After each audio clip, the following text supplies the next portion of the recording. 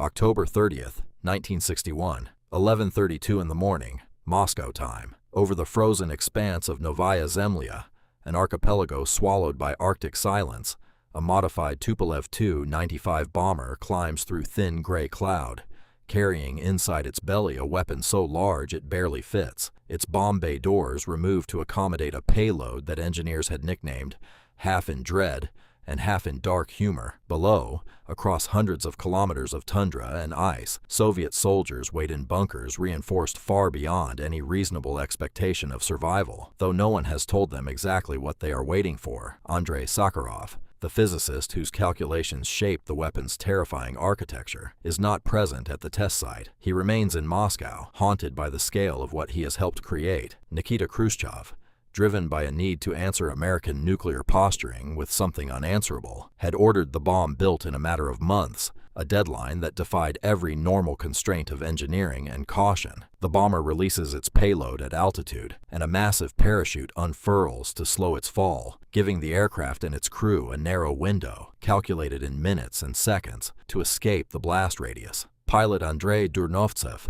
pushes the aircraft into a steep dive away from the drop zone, engines straining, every second stretching into an eternity of controlled fear. The bomb detonates at just under 4 kilometers altitude, and for a fraction of a moment, the sky itself seems to catch fire. The fireball that blooms over Novaya Zemlya is unlike anything witnessed before or since. It swells into a churning sphere of light, visible from over 1,000 kilometers away, its mushroom cloud punching 64 kilometers into the atmosphere, brushing the edge of space itself. The shockwave circles the Earth 3 times, detected by seismographs and barometers on every continent. Windows shatter 900 kilometers from ground zero, a distance so vast it defies ordinary comprehension. Reaching towns that never saw the flash, only felt the glass leave their walls. The heat from the explosion is capable of causing third-degree burns over 100 kilometers away, and the light itself is bright enough to be seen from Finland and parts of Alaska. Even the bomber that dropped it, already diving away at full power, is thrown downward by the force of the shockwave before recovering, its crew shaken but alive,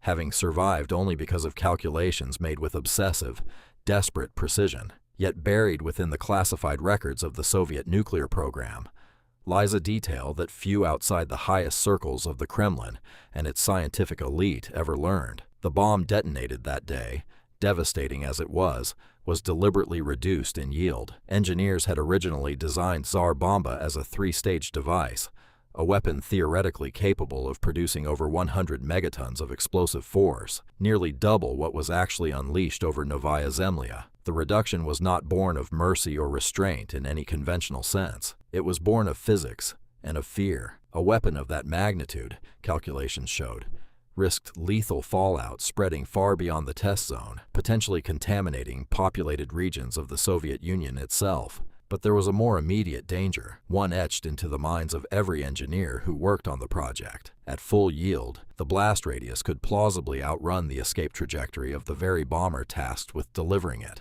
The aircraft, and the men inside it, might not survive their own weapon. To solve this, the design was altered. A layer of uranium-238, intended to dramatically boost the weapon's power through fast fission of the tamper itself, was replaced with lead. This single substitution cut the yield roughly in half, from a theoretical 100 megatons down to the 50-plus megatons actually achieved. But it also reduced the radioactive fallout by an enormous margin, since the uranium tamper would have generated devastating quantities of fission byproducts. In effect, the Soviet Union built a weapon deliberately capable of annihilating a significant portion of a continent, then quietly chose to build only half of it and still shattered windows the length of a small country. Sakharov himself later wrote in his memoirs of the strange moral vertigo of the project, a physicist who had helped design a bomb whose true, undetonated potential was almost too vast to model with any real confidence. Soviet officials in the Kremlin, meanwhile,